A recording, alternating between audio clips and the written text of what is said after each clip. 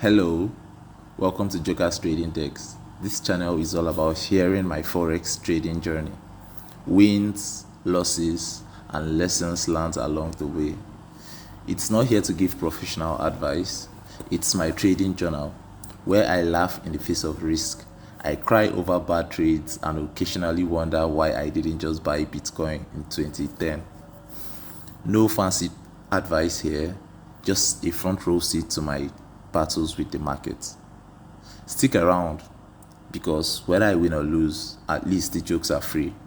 Plus, if you don't stick around, how will you be able to say, see, I told you Forex is a scam? Speaking of free jokes, I got one for you. Why did the Forex trader break up with his partner? Anyone? Anyone? They broke up because they lost their interests overnight.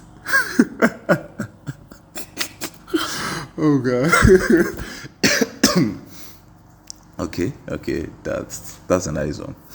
But to be a little bit more serious, I've been thinking, how do we go on from here? What are we doing?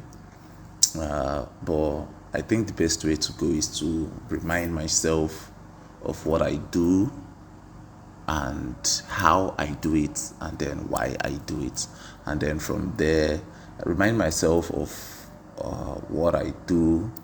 I'm talking about, how.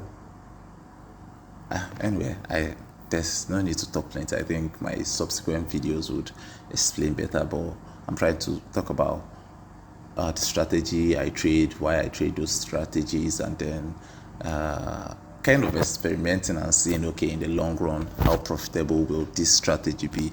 You understand? So I have one strategy in mind already, and then that's what we are going to be working on for the next 6 months. Let's see how far up or how far down we are going to take these accounts to. So without wasting more of your time, let's get into the video. Welcome back to Joker's Trading Decks. Today we are diving into Fibonacci retracement, a tool so powerful, even the markets respect math.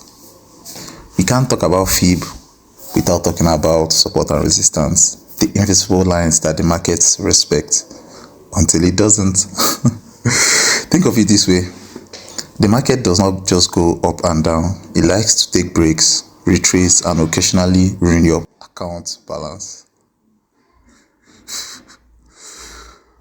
But with Fib, you can actually figure out where it's planning its next ambush. Support is where the market takes a breather, like a safety net for falling prices. Resistance, that's the ceiling prices bump into, just to remind you who's in charge. Think of it as a game of tug of war between buyers and sellers, except you're the one trying not to get pulled into the mud. Let's break it down and figure out how to make these levels work for you. So grab your charts and let's see how we can outsmart the market, or at least survive it. Let's get started.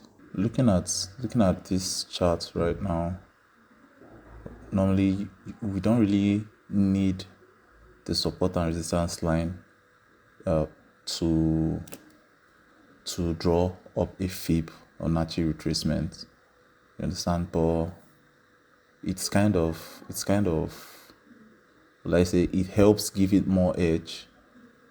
It helps show more clarity to what you're doing. At least it's nice to have like 2, 3, 4 confluences, and then at least that moves your edge, that gives it its specific characteristics. So let's see. First of all, I love to look at the support and resistance lines. That's like the first thing I draw up on my chart, and then from there I actually move forward. So looking at this chart, let's just examine from the month of November. The rectangle tool, we'll be making use of this rectangle tool to show the highlighted area that I would want to work on. You understand? So That's that. Let's just use it and then show the area we want to work on. November, December. Look at the month we are looking at.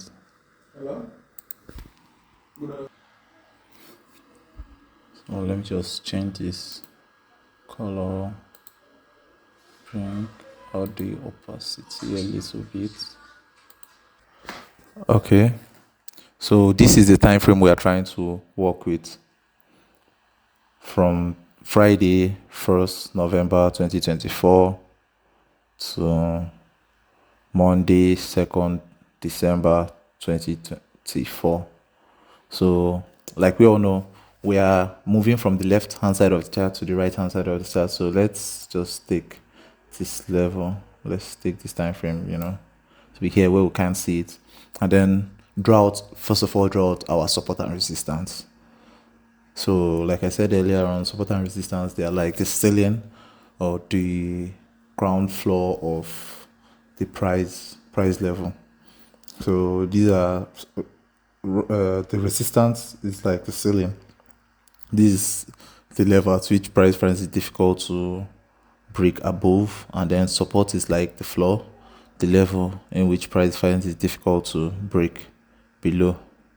So let's just fill this level up, and then let's start from here. Let's start from this level upwards. Okay, so here is a support level. Price found it difficult to break this level here. It came up right here, found a little bit of resistance, and then drops. And then remember, these are actually major support and resistance levels, because we're on a daily time frame.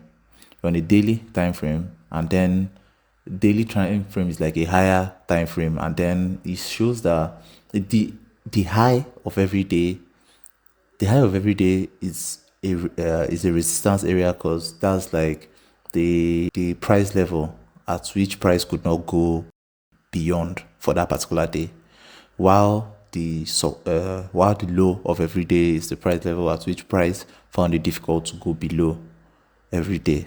So they are actually important price levels, like the daily highs and daily lows. They are important levels via support and resistance. So let's keep going. So for this particular day, this was this day's high, and then this was this day's high too. This level found price found it difficult to move above here. It came down, still found support here, then broke this level, broke this resistance level, because it found resistance here, broke this level, and this level turned support because price came down, found it difficult to stay below this level. It went up and then found resistance at this level. So let's take this level. Found resistance at this level. Even we can also say price found resistance at this level, because this is the low of a day. Let's make it. This is the low of a day, and then this is the high of a day. And going back to this level, you see that this level should have been actually marked. So let's mark it. Let's mark it. It's kind of an important level, even this level. So coming down, price found a little bit of support here, but it broke it. Price found support here, well, it broke that support, then found here, went back up, couldn't make it to this level, came down, broke this support, then found support here again. So I'm thinking let's move. I like moving with the closest range, so let's just move this to here and then leave it, instead of having another support level right here. It doesn't really make sense, so let's leave it here. And then price kept on moving, came down to this other level, found support, broke this resistance that it found had to break, broke it here, and then this resistance level turned support level, as price found it difficult to break below this level on this particular day. Also on these 2 days found it difficult to break below this level. This level from resistance turned support. Price found it, even before price got here, price found it difficult to break this level, to go above this level. So this level was is a resistance, strong resistance level for some days. Price played around, and then eventually took off to the high side. So at this level, price found it a little bit difficult to move above this level, so we're going to mark it as a resistance level. And then price came down, found it difficult to move below this level, and then this level, we'll call it a support level. I mark from the week, I mark from the body, depending on what I'm seeing on my left hand side. I know we'll do mark from the left over this level. So let's keep going. I decide to also mark here, just in case. Price moves up, gets to this level. Price moves up, gets to this level, and then gets to this level, found resistance, and then drops a little bit, found support here, goes up, finds resistance here.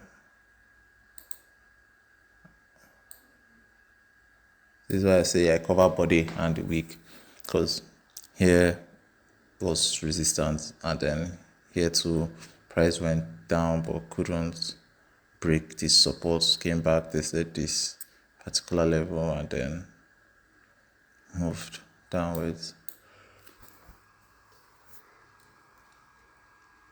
And then at this level, price found support. At this level, price found support. I also marked this level as a resistance level before price left. So I don't want our chart to, to have more than enough going on. So let's just take it slow and steady, and then start moving towards this area. Price finds a little bit of support here at this level. I would want to mark that out. Let's see what happens here.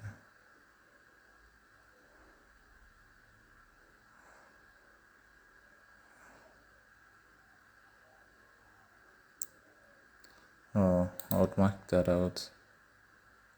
This level, cause of this, I'll mark it out, and then also mark this button. Right here, I won't really care about the wicks because of this body. And then price kept on going higher and higher. At this level, came here at this level, found a little bit, okay, it broke that the next day. So let's say price found resistance here, and then on its way down found support here, and then kept on moving up, and then found resistance here, and then found a little bit of support here. So as we can see, before we get into the time level we're actually looking for, we already have major supports and resistance lines being marked on this other end, and then as you can see, some of them Some of them got respected, like this one right here. Price broke these levels, but respected this level down here, and then. But then we won't really we won't really see the beauty of what we are doing from this daily time frame. We'd have to like zoom in. Let's zoom into the 4 hour, 1 hour. Let's say 1 hour. Because most times I take my trades from the 1 hour. So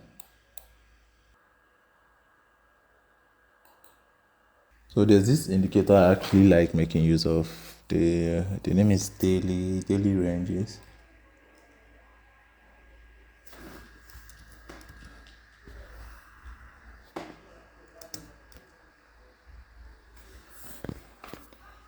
Daily ranges. This is it.